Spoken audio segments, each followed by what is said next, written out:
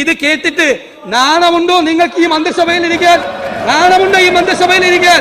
MP രാഘവനെ ചവിട്ടിക്കൂട്ടിയതിന് പശ്ചാത്താപം തീർത്തത് മകൻ നികേഷ് കുമാറിന് CPM-ന്റെ സീറ്റ് കൊടുത്തിട്ടാണെങ്കിൽ, KM മാണിയെ അപമാനിച്ചതിന് അദ്ദേഹത്തിന്റെ മകനെ AKG സെന്ററിൽ കൊണ്ടുപോയി ജ്ഞാനസ്നാനം ചെയ്യിച്ചിട്ടാണ്. ഒരു റിവോൾവറുമായി വന്നൊരു MLA മറ്റൊരാളെ വെടിവെച്ചാൽ അതൊരു ഒഫൻസ് അല്ലാതാവുമോ? ഇവിടെ തീർക്കാൻ പറ്റുമോ? ബഹുമാനപ്പെട്ട മുഖ്യമന്ത്രി, അങ്ങ് വിചാരണ കോടതിയുടെ വിധി, അതുപോലെ ഹൈക്കോടതിയുടെ വിധി, സുപ്രീം കോടതിയുടെ വിധി എല്ലാം വായിച്ചു നോക്കണം. ക്രിമിനൽ പ്രൊസീജിയർ കോഡിന്റെയും ഭരണഘടനയുടെയും ബാലപാഠങ്ങൾ അറിഞ്ഞിരുന്നുവെങ്കിൽ ഇതുപോലെ ഒരു അപ്പീലുമായി ഹൈക്കോടതിയിലേക്കും സുപ്രീം കോടതിയിലേക്കും ഗവൺമെന്റ് പോകില്ലായിരുന്നു. സർ, ഇവിടെ ഇപ്പൊ മുഖ്യമന്ത്രി പറഞ്ഞു ഒരു നടപടി നിയമസഭാ സ്പീക്കർ എടുത്തു, സസ്പെൻഡ് ചെയ്തു, പിന്നെ വേറൊരു ഡബിൾ ശിക്ഷ പാടില്ല. ഞാൻ ചോദിക്കട്ടെ, നിങ്ങളുടെ സെക്രട്ടേറിയറ്റിൽ ഒരാൾ ഒരു കളവ് നടത്തി, അതൊരു ഒഫൻസ് ആണല്ലോ.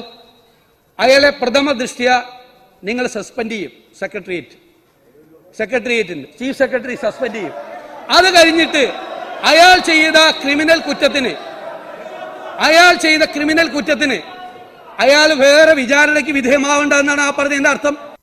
ഭരണഘടനയുടെ ആർട്ടിക്കിൾ 194 അനുസരിച്ച് നിയമസഭാ അംഗങ്ങൾക്കും പാർലമെന്റ് അംഗങ്ങൾക്കും ഉള്ള പ്രിവിലേജ് എന്താണ്? ഇവിടെ നമുക്ക് ആരെയും ഭയക്കാതെ നമുക്ക് സംസാരിക്കാം, നമുക്കിവിടെ വോട്ട് ചെയ്യാം.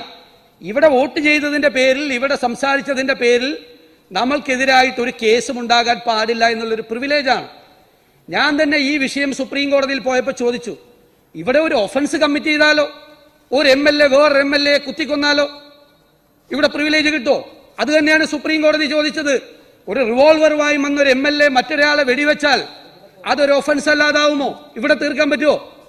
അത് ഞങ്ങളുടെ പ്രിവിലേജും ഒഫൻസും രണ്ടാണ്. ഇവിടെ ഈ MLA-മാർ ഒരു ഒഫൻസ് കമ്മിറ്റ് ചെയ്തു. ഒഫൻസ് എന്താ കമ്മിറ്റ് ചെയ്തത്? ഒഫൻസ് കമ്മിറ്റ് ചെയ്തതിന്റെ പ്രധാനം പൊതുമുതൽ നശിപ്പിക്കുകയാണ് ചെയ്തത്. പൊതുമുതൽ PDDP ആക്ട് അനുസരിച്ചിട്ടാണ് ഒരു കേസ്, സെക്ഷൻ 3 അനുസരിച്ചിട്ടാണ് ഒരു കേസ്. ആ പൊതുമുതൽ നശിപ്പിച്ച ഒരു ഒഫൻസ് അത് വേറെയാണ്. അത് ഇന്ത്യയിലെ ഏത് പൗരൻ എവിടെ വെച്ച് തെറ്റ് ചെയ്താലും, രാഷ്ട്രപതി ഭവനിൽ വെച്ച് രാഷ്ട്രപതി തെറ്റ് ചെയ്താലും അത് വിചാരണയ്ക്ക് വിധേയമാകണം. ഇല്ലെങ്കിൽ നീതിന്യായ സംവിധാനത്തിന് അത് അപമാനകരമാണ്. നീതിന്യായ സംവിധാനത്തിന് അപമാനകരമാണ്. നീതിന്യായ വ്യവസ്ഥയിലുള്ള ആളുകളുടെ വിശ്വാസം അത് നഷ്ടപ്പെടും. MLA-മാർക്ക് എന്താ കൊമ്പുണ്ടോ? ജനങ്ങൾ ചോദിക്കില്ലേ, നിങ്ങൾക്ക് എന്താണ് പ്രത്യേകത? ഒരു പ്രത്യേകതയുമില്ല.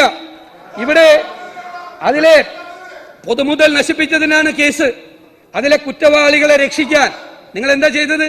പൊതുമുതൽ നശിപ്പിച്ചതിലെ കുറ്റവാളികളെ രക്ഷിക്കാൻ വീണ്ടും ജനങ്ങളുടെ നികുതി പണത്തിൽ നിന്ന്, പൊതുമുതലിൽ നിന്ന് പണമെടുത്ത് സുപ്രീം കോടതിയിൽ പോയി.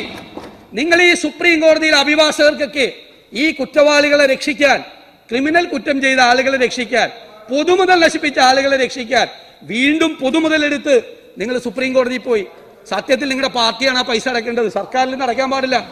വക്കീൽ ഫീസ് നിങ്ങളുടെ പാർട്ടി അടയ്ക്കണം. ജനങ്ങൾക്കിടയിൽ നിയമവാഴ്ചയെ ഇകഴ്ത്തി കാണിക്കുന്ന രീതിയിലാണ് ഈ കാര്യങ്ങളെല്ലാം കൊണ്ടുപോകുന്നത്.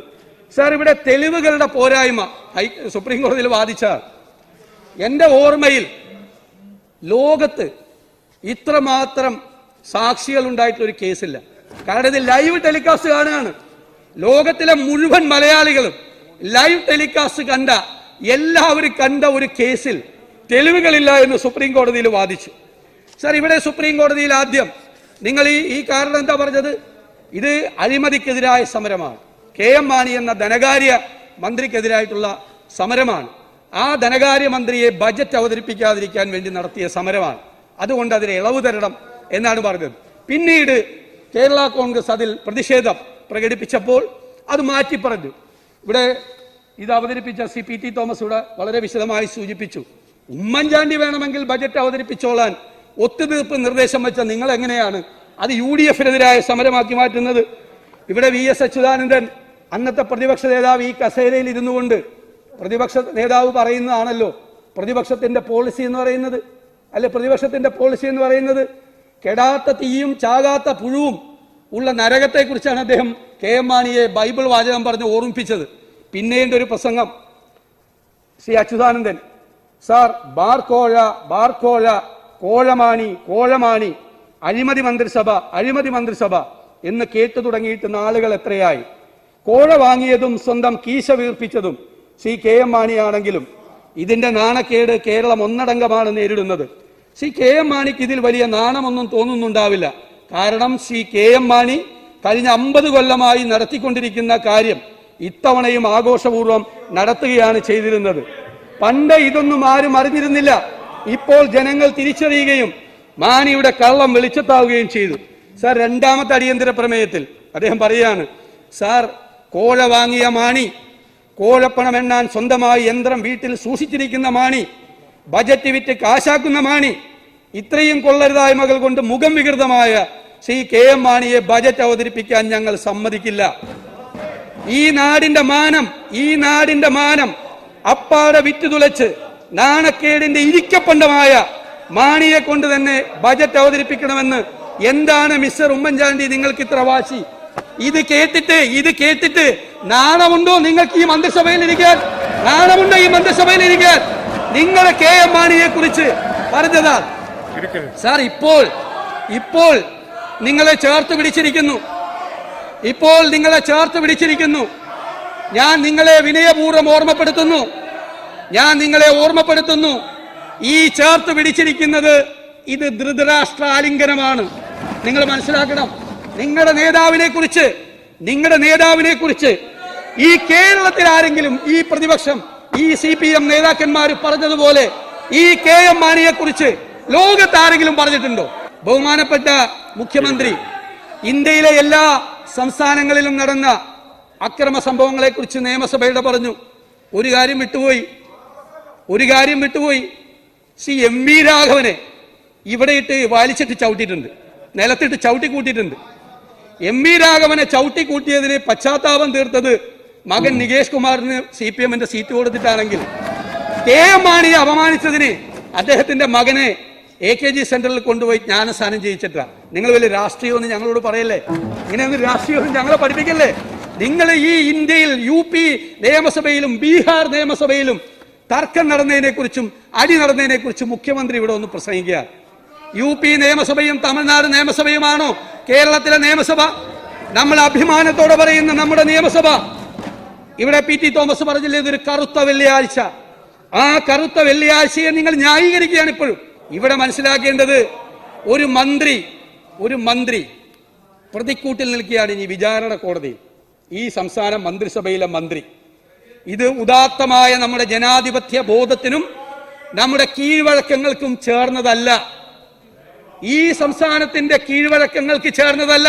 എന്തിനാണ് നിങ്ങൾ കെ എം മാണി രാജിവെക്കണം എന്ന് പറഞ്ഞ് സമരം നടത്തിയത്? കെ എം മാണിക്കെതിരായിട്ട് ഒരു ചാർജ് ഷീറ്റ് പോലും കൊടുത്തിട്ടില്ല. അദ്ദേഹം വിചാരണ നേരിടാൻ പറഞ്ഞിട്ടില്ല. അദ്ദേഹം വിചാരണ നേരിടണമെന്ന് പോലും ഒരു കോടതി പറഞ്ഞിട്ടില്ല. കെ എം മാണിക്കെതിരായി ഈ സമരം ചെയ്ത ആളുകൾ അദ്ദേഹത്തിന്റെ പേരിൽ ഒരു FIR എടുത്തു എന്നത് പേരിലാണ് അദ്ദേഹം ബജറ്റ് അവതരിപ്പിക്കാൻ സമ്മതിക്കില്ല എന്ന് പറഞ്ഞത്. ഇവിടെ FIR മാത്രമല്ല, ഇവിടെ സുപ്രീം കോടതി പറഞ്ഞിരിക്കുന്നു ഇനി ഒരു ഓപ്ഷനുമില്ല മുമ്പിൽ വിചാരണ നേരിടണം എന്ന് സുപ്രീം കോടതി പറയുമ്പോൾ കേരളത്തിന്റെ വിദ്യാഭ്യാസ മന്ത്രി കയ്യും കെട്ടി വിചാരണ കോടതിയിൽ പ്രതിക്കൂട്ടിൽ നിൽക്കുന്ന സാഹചര്യം ഒഴിവാക്കണം എന്നാണ് ഞങ്ങൾ പറഞ്ഞത്. സാർ, മുണ്ടു മടക്കി കുത്തി ബെഞ്ചിനും ഡെസ്കിനും മീതെ പറന്നു നടന്ന് പൊതുസ്വത്തുക്കൾ ഒരു മര്യാദയുമില്ലാതെ നശിപ്പിച്ച ഒരു വിദ്യാഭ്യാസ മന്ത്രി കേരളത്തിലെ കുട്ടികൾക്ക് നല്ല ബെസ്റ്റ് മോഡൽ, ഇതിനേക്കാൾ നല്ല മാതൃകയുണ്ടോ? കേരളത്തിന്റെ വിദ്യാഭ്യാസ മന്ത്രി മുണ്ടു മടക്കി കുത്തി ഈ സ്പീക്കറുടെ ഡയസിൽ കയറി ഈ പൊതുമുതൽ നശിപ്പിക്കുന്ന കാഴ്ചയാണ്. കേരളത്തിന് ഭൂഷണമാണോ? മുഖ്യമന്ത്രി പറ, കേരളത്തിന് ഭൂഷണമാണോ കേരളത്തിന്റെ വിദ്യാഭ്യാസ മന്ത്രി? ഇതാണോ മെസ്സേജ്? ഇതാണോ അന്ന് കേരളത്തിന് പുറത്തേക്ക് കൊടുക്കാൻ പോകുന്ന കേരളത്തിനെ കുറിച്ചുള്ള മെസ്സേജ്? ഇതാണോ കേരളത്തിലെ വിദ്യാഭ്യാസ മന്ത്രി? അങ്ങനെയാണെങ്കിൽ നമ്മുടെ കുട്ടികൾ PT തോമസ് പറഞ്ഞതുപോലെ അവരെവിടെയാണ് എത്തിച്ചേരാൻ പോകുന്നത്?